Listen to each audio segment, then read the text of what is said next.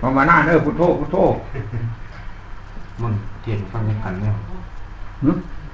อันข้อการเทศเรื่องอะไรเนี่ยยังอันเป็นยังเวลาสวดมาธิการย่อมเขาคือว่าเขาบ่พนมมือบ่มีความเคารพในพระธรรมก็บอกเขาบอกเป็นบ่ครับก็บอกเขาบอกเป็นสมองบอกแล้วเขาบ่เคยเฮ็ดบ่เฮ็ดกับจ้างก็เลยเขาประมาทลำบากตัวเคารพธรรมคำสอนพระพุทธเจ้ามาธิการเป็นธรรมสั้นสูงเหมือนต้นยอดแนวยอดธรรมเนี่ยกุศลธรรมมากคือกุศลนี่แล้วกุศลคือบาปถึงตัวคนเฮ็ดจังซั่นตัวคนบอกอันบ่เป็นบาปเป็นกรรมคือกลางๆสัพพยะปัตตาธรรมแล้วเคารพแต่แนวบ่เคารพมันก็บาปเป็นตัวที่นั่งซื่อๆซั่นบ่แต่ผู้เพิ่นเว้าเพิ่นก็ยังลบเพิ่นยังเป็นพระพุ่นบ่เฮาก็ใช้โยมซื่อๆเว้ย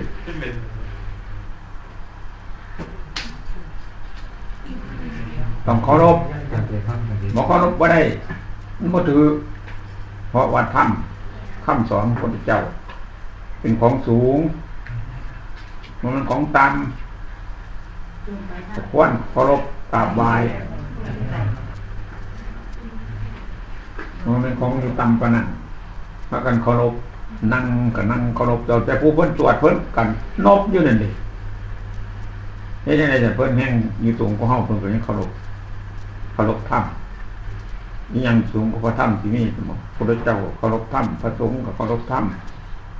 เพราะธรรมเป็นของสูงสามารถเฮ็ดให้พ้นทุกข์ได้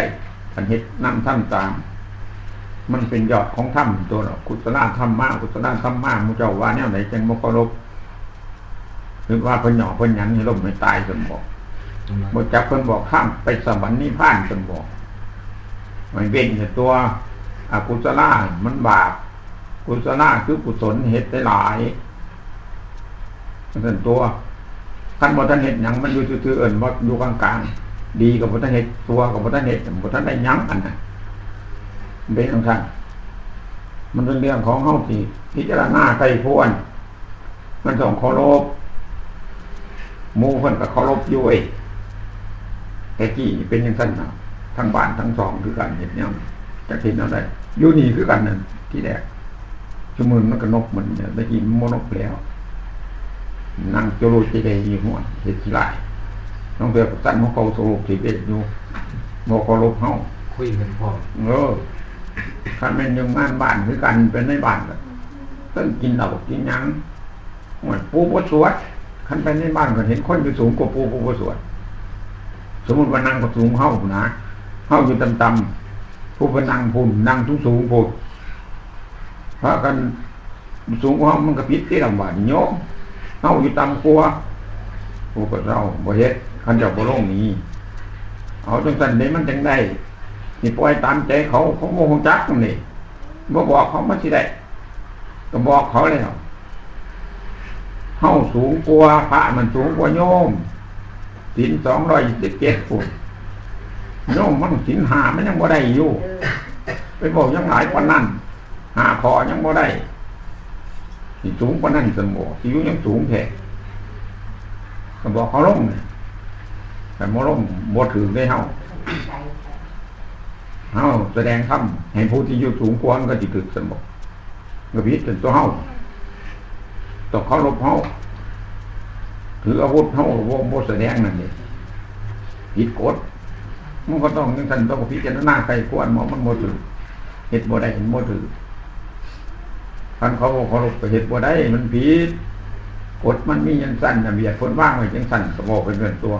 เฮาก็ยกใส่แบบใส่แผนมันเขาเจ้าคือว่าส่วนในผีมันบ่แม่นสวดให้ผีแต่สวดให้คนนี่สวดให้ผีจังได๋ผีมันตายแล้วมีไปเผาไฟทิ่มสวดให้เฮาบ่ทันได้ตายให้ฮู้จักมันเป็นจังซี่เฮาบ่ทันตายก็สิตายจังซี่เบิ่งเจ้าของตัวบาดนี่สังขารบ่เที่ยงหนออุปทวะยตัมมิโนมีสัพพะวามเกิดขึ้นแล้วย่อมดับไปเป็นธรรมดาของมันอย่างนั้นเองอุปจิตตวะคันบังเกิดเป็นรูปเป็นกายเป็นหญิงเป็นชายแล้วนิรุตสันติย่อมดับไปเตตังมุปโมสุโขความที่ระงับหลับเสียซึ่งสังขารทั้งหลายเหล่านั้นแล้ว เป็นความสุขก็ยิ่งความสุขทั้งปวงตัวสัพเพสัตตานวสัตว์ทั้งหลายมรันติจัสัตติตายเดี๋ยวนี้มะลิงสุจัมิสเนสัตติตายนับไปในรวยที่จะตายต่อไปข้างหน้านั้นก็มีตเถวหังมลิสามิตัวของเราก็จะตายดับไปเหมือนกันเช่นนั้นแหละนัตถิเมตสังสโยความสงสัยในความตายมันมีแก่เราเราไม่ได้สงสัยในความตายนั้นแล้วเหตุนั้นพวกเราทั้งหลายจงรีบเร่งขนขวยก่อสร้างการกุศลสวดมนต์ไหว้พระบำเพ็ญทานศีลภาวนาเอาไว้เป็นที่พึ่งของตนเสียให้ได้ในเมื่อเรายังมีชีวิตอยู่นี่เถิดอย่าทันให้ความตายมาถึงเข้า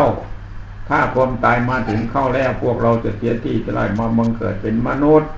พบพระพุทธศาสนานี้ทีเดียวยังกายโยอันว่ากายนี้นันจิรังวัตตะไม่นานเนาะเปตวิญญาโนมีวิญญาณไปปราดแล้วสุดโทเป็นของตุนเปล่าที่เทสติย่อมนอนทับปะทวิงขึ้นแผ่นดินนิรัตถังมะคลิงคลังเปรียบปรุจลังก่อนคุณอันผู้ไม่มีประโยชน์เป็นแค่พรก็พ้นเบาพ้นบ่ให้ฟังจังสันเฮาสิเป็นจังสันผู้คนตายก็เป็นแนวนั้นเฮาก็สิเป็นแนวนั้นให้เบิ่งเจ้าของน้อมเจ้าของผู้ท่านได้ระบบบุญถึงตัวบาทนี่เพิ่นว่าให้เฮ็ดเกิดมาพบพระพุทธศาสนาอย่าเสียที่ในเฮ็ดระบบบุญกุศลนั่นทบทวนเบิ่งคันมันบ่ทันมีก็เฝ้าเฮ็ดมันสิตายก่อนกันตายแล้วมันบ่ได้มันเฮ็ดบ่ได้คนตายถ้ากินแต่คนเป็นทอนบาทบ่เห็นบ่โจกุจิตไปให้เวียนมันถ้าเอาน้ำเมาน่ะมันเฮ็ดบ่ได้มันตายแล้วแต่บ่ตายน่ะบ่เฝ้าเฮ็ดเป็นเปรตแนวบ้านมากวนเนี่ยกวนพี่กวนน้องจังซั่นตัวของคนมีบุญมันบ่มากวนเด้ตายแล้วไปสวรรค์เนี่ยคันบ่เฮ็ดไว้บ่ได้ไปเด้ทำดีได้ดีทำชั่วได้ชั่วคนน่ะผู้อื่นเฮ็ดให้บ่ได้เฮ็ดเอาไผเอามันคือกินข้าวคือหันใจแทนกันบ่ได้กินแทนกันบ่ได้เนี่ยแต่เจ้าสิอยากเจ้าบ่อยากเรื่องของเจ้าบอกได้อยู่ผู้บอกแต่มันบ่กินมันก็เรื่องของมันจังซั่นตัว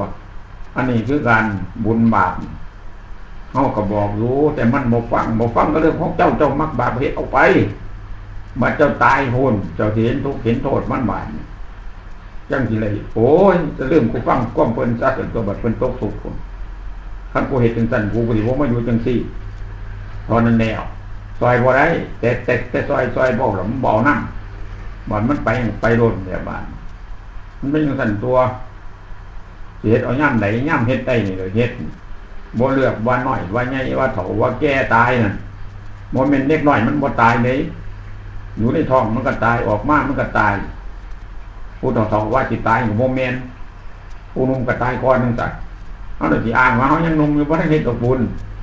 ให้แต่ผู้เฒ่าเฮ็ดซะเพิ่นสิตายบ่จะไปเว้าได้แนวตายก่อนก็ได้ก็เฮ็ดโลดจะได้ชื่อได้หลายดอกแข่งไม่แข่งบุญอย่าไปแข่งแต่บาปบุญนี่แข่งหมู่บ่ยอมให้ลื่นออกเจ้าคอยสิเอาเจ้าสิ่งให้ได้น่ะจังซั่นตัวมันจังได้มันจังไปเมืองพระนิพพานสวรรค์ก็ดีแล้วล่ะมันสิบ่ยากคือนี่แต่ว่ามันตายคือกันหมดบุญมาเฮ็ดใหม่บ่มันแล้วคือนิพพานบ่ระงับกิเลสกองทุกข์บ่มีทุกข์เลยกันไปฮอดพุ่นบ่เกิดอีกบ่แก่บ่เก็บบ่ตายบ่มีร้อนบ่มีหนาวบ่มีหิวเมื่อยก็บ่เป็นมันสบายก่อนผมมันทางไปบ่ได้เพราะเฮาบ่พร้อมเฮายังห่วงโลกอยู่ก่อนไปบ่ได้คือนอนอันนั้นคือนอนอันนี้หักนั่นสั่งนี่อยู่หั่นความหักก็เป็นทุกข์ความสั่งก็เป็นทุกข์มีแต่ทุกข์หมดโลกอันนี้เพิ่นยังกองทุกข์รูปเป็นทุกข์เวทนาก็ทุกข์สัญญาทุกข์สังขารก็ทุกข์วิญญาณก็ทุกข์มีแต่แนวทุกข์เฮาบ่พิจารณาว่ามันบ่ทุกข์ได้หยังคันอยู่ดีไม่แห้งกินข้าวแซ่บนอนหลับเพิ่นว่าเพิ่นบ่ทุกข์เพิ่นว่าคักมันบ่คักจักเทื่อปูว่าน่ะจังได้อยู่ก็ทุกข์หมดนั่งมันก็ทุกข์นอนมันก็เจ็บตอนนี่ทุกข์บ่เจ้าหวานสิบ่ทุกข์บ่นั่งนอนก็ทุกข์เจ้านอนมึงโนดนคันจะบ่พลิกไปหันมานี่บ่ได้อีกยืนคือกันยืนในรถก็ทุกข์ย่างในรถก็ทุกข์แน่มันสิทุกข์บ่ไหนบาดกินก็ทุกข์บาดนี่บ่กินก็ทุกข์นั่นมองไหนสิทุกข์ในโลกอันนี้สมมุติคันบ่กินมันพยาแน่คันกินก็ทุกข์บาดหมดมันสิได้กินโลด หามาเทียสิไปกินไปเฮ็ดไปสร้างขึ้นมาเทียสิเป็นแนวกินใส่ปากใส่ท้องกินบ่ถึงปากกระทุกอีกแล้วว่าเผ็ดว่าเช่นว่าจางแนวนั้นแนวนี้ว่าขมว่าหยังไปแน่มันสิสุกอยู่หม่องใดบ้านถามเจ้าของนี่เตือนได้ติอันไหนมันสุกมันบ่มีโลกนี้บ่มีวันสุกโลกนี้บ่เที่ยงโลกนี้เป็นทุกข์โลกนี้บ่มีไผเป็นเจ้าของบ่มีโลกอันนี้เป็นของว่างไผบ่มีผู้ที่มายึดว่าของเขาของเฮา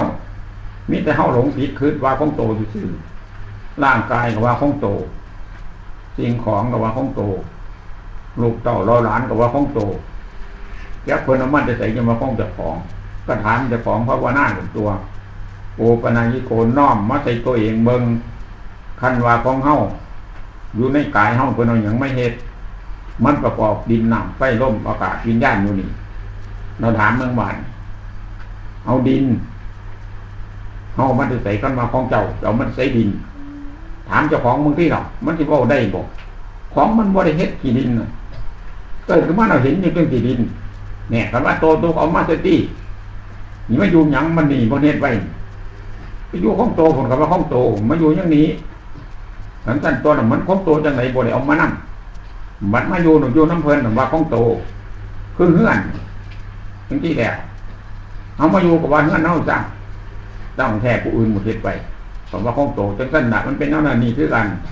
ธรรมชาติของมันธาตุขันธ์คือดินน้ำไฟลมอากาศวิญญาณร่วมอยู่นี่ธาตุทั้ง6เราสมมุติเรียกขานบ้านคือมันซื่อๆดอกแต่มันของไฟบัดมันแตกนั่นมันจังฮู้จักบัดมันตายนั่นน่ะเห็นอีกบ่ว่าของเจ้ายังบ่รูปน่ะผู้จังสันมีอีกบ่ทั้งท่านเนี่ยเพิ่นว่ามันบ่มีโตมีตนบัดมันตายเนี่ยมันบ่เห็นมันไปไสบาดขึ้นไปอยู่ดินส่วนเป็นดินน่ะบัดเฮาตายเป็นขี้ฝุ่นเป็นดินม้วนเป็นน้ำมันก็ออกไปแล้วถือก้อนไอ้น่ะเฮ้ยไปเป็นน้ำพุ่นเนี่ยอันเป็นลมคือกันมันบ่มีร่างกายมันก็ไปอยู่ในมุมลมคือเก่าความร้อนคือกันมันก็ออกไปอยู่ในมุมมันพุ่นเนี่ยเราสิอยู่ไสบาดโตเจ้าที่มีอีหยังบาดเจ้าว่าเจ้ามีนั่นมีนี่มันบ่มีนี่ใจบ่มีตัวตนให้เข้าใจว่าใจมีตัวตนผู้รู้น่ะตายนั่นบ่มีผู้รู้บาดร่างกายเฮาคือเฮานอนหลับน่ะบ่ทันตายก็ยากดอกจะนอนหลับเบิ่งแน่มันสิฮู้จักหยังบ่ซื่อๆอยู่นั่นแหละกายอันนั้นเจ้าฝันนั่นก็ไปบ่อื่นพุ่นจิตใจไปพุ่นเราบ่ฮู้จักกว่านี่กายนั่นน่ะบ่ฮู้จักว่าตัวนอนได้ซื่อๆอยู่น่ะจังซั่นแล้วมันฮู้จักหยังกายจิตใจเฮามันอยู่ในนี่ในกายมันเอาฮู้อันนั้นอันนี้เท่านั้นแต่มันกินบ่เป็นในใจกินบ่เป็นยืนเดินนั่งนอนบ่เป็นใจน่ะฮู้ซื่อๆนี่คันบ่มีใจในกายดอกเพิ่นเอิ้นคนตายเอาไว้ก็บ่เก็บเฮ็ดจังได๋ก็บ่เป็นหยังเพราะบ่มีใจอยู่คันใจอยู่เราฮู้จักเราเจ็บปวดหิวร้อนหนาวคันใจออกไปเราซื่อๆอยู่ว่างจากความหมายโหดบ่จักจังซั่นตัวที่ว่าของโตจังได๋ใจมันบ่มีโตให้ฮู้จักใจบ่มีโตใจบ่กินใจบ่ทายบ่ร้อนบ่หนาวบ่สกปรกบ่เน่าบ่เหม็นฆ่าก็บ่ตายมันบ่มีโตมันเป็นจังซั่นแล้วหมู่เจ้าว่ามันสิแล้วว่าตายได้หรอแล้วบ่แม่นได้มันบ่ได้ฆ่ามันได้ใจฆ่าก็ฆ่าตายพุ่นระบาดซ้ำเฮาก็สมมุติเฮาฆ่าน่ะฆ่าร่างกายเจ้าของฆ่าตัวเองกระบาดแบบบ่ของโตตัวไปฆ่าบ่มันถือกับพ่อแม่ผู้ฝันให้ฮู้ว่านี่มะม่วนของพ่อซักของแม่ซักร่างกายแต่ละคนมันเป็นของเฮาพ่อแม่เพิ่นเฮ็ดให้เฮาสมมุติคือเพิ่นสิเฮือนให้เฮาอยู่ว่าซั่นซะเพิ่นปั่นเฮือนให้เพิ่นแปลงให้ผู้นี้ให้ผู้นั้นผู้นี้ปันนี้ให้ผู้นี้จังซี่น่ะมันบ่เป็นของเฮาในบาดเฮาบ่ได้เฮ็ดมานี่มันเป็นพ่อเป็นแม่ผมเฮ็ดไว้ให้แต่งมาให้มันอยู่ซื่อๆจังซั่นตัวมันจังคือมันสิว่าของตัวไปขาดทิ้งบาปแนวขาดพ่อขาแม่ได้บาปมันเป็นมุ่นพ่อมุ่นแม่บ่เคารพพ่อแม่ของพ่อของแม่คันเฮารักษาร่างกายเฮาคือรักษาพ่อกับแม่เฮาถ้าเพิ่นเฮ็ดดีทำดีก็คือพาเพิ่นเฮ็ดความดีในนี่ในร่างกายเอามุ่นเพิ่นมาเฮ็ดมันของเฮาบ่มีหยังมีแต่ใจคือมาอยู่นี่จังซี่นะคันสมมุติเฮามีลูกมีเต้าหวานเฮา ผู้หนักของเฮาจังสิเอาแฟนให้ลูกคือกันนั่นเห็นเพื่อนเห็นท่าให้ลูกอยู่ก็เลยให้เขาอย่างที่ดอกแนวมันที่มาแต่ใส่โตว่าเป็นเจ้าของไว้มันเปลี่ยนกันซื่ออย่าไปคึกว่าของเฮาบ่มีของเฮาจังแนวเงินทองเขาของบาทในกระตังให้หน้าเจ้าก็สิได้ไปใส่ที่ดินที่ของเจ้าสมบ่เพิ่นสมมุติแบ่งให้เจ้าใส่ซื่อนี่อายุมองนี่เลยกินมองนี่เท่านั้นตัวเราบัดเพิ่นสิเอาไว้มันสิได้บ่เจ้าจังซั่นแนวสิว่าของโตสมบ่เงินสร้างบ้านซองคือกันให้จะไปนำได้ตายแล้วมันเอาไปบ่ได้ติโตมันบ่มีใจจังซั่นดอกครับกันพยายามคิดเบิ่งกูจะเอาไปหยังกูสิได้อีหยังกูมาเบิ่งซื่อๆนี่มาเบิ่งโลกมันเฮ็ดจังได๋ให้เบิ่งร่างกายเพิ่นรูปพระธรรมเด้พระเจ้าว่าบ่แม่นเฮาเป็นเขาเด้รูปพระธรรมนามพระธรรมพระธรรมนี่ล่ะเพิ่นสิสอนเฮาร่างกายสอนใจนั่นแหละผู้นั้นน่ะเป็นพระธรรมกายของเฮาน่ะเป็นธรรมคำว่าธรรมคือธรรมให้เบิ่งนั่นแหละเอิ้นว่าพระธรรมเพิ่นเฮ็ดให้เบิ่งเพิ่นร้อนให้เฮาเบิ่งเพิ่นหนาวเบิ่งเพิ่นหิวให้เบิ่งจังซั่นเนี่ยเพิ่นหายให้เบิ่งเพิ่นฮักให้เบิ่งเพิ่นสั่งให้เบิ่งแน่เพิ่นเฮ็ดให้เฮาเบิ่งได้บาดนั่นล่ะมันทุกข์บาดเฮาก็เบิ่งมันร้อนเฮาก็ทุกข์แน่ก็ถามเจ้าของที่มักหรือบ่ร้อนบ่มักยังมาอยู่น้ำมันอีกเด้ออันนี้มันร้อนจังต้องบอกเจ้าของจื้อไว้แต่นี่ต่อไปสิไว้มันร้อนสิมาเกิดอีกก็ร้อนคือเก่าแก่คือเก่าเจ็บคือเก่าตายคือเก่ากินคือเก่าทายคือเก่าเน่าเหม็นคือเก่าสิมาอยู่น้ำหยังจังซี่อยากได้สมอจังซี่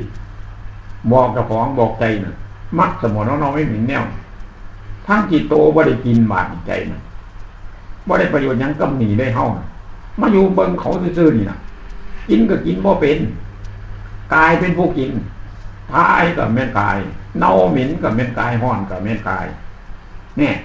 แต่อยู่ซื่อๆเราเป็นหยังจังมาอยู่ล่ะอยู่นำเขาอันทุกๆอย่างยากก็บ่องค์ตันตัวภาวนาอยู่ให้มันเป็นอีหยังอยู่ให้ทุกข์จนบ่คันบ่มาอยู่นี่มันบ่ทุกข์ได้บาดพรบ่มีร่างกายมันว่างจากทุกข์แล้วก็บ่มีโตมีตนมันเป็นจังซั่นแล้วให้ว่ายากลบหลีกที่โตนี้จากโลกก็นี่ยังมาอยู่มันเลือดมันร้อนมันร้อนพระเจ้าต้องสอนให้หนีสอนให้พิจารณาเกิดความเบื่อหน่ายคลายความติดมันก็หลุดจากโลกเพราะน่ะก็บ่ได้มาอยู่อีกเอาแล้วพ่อ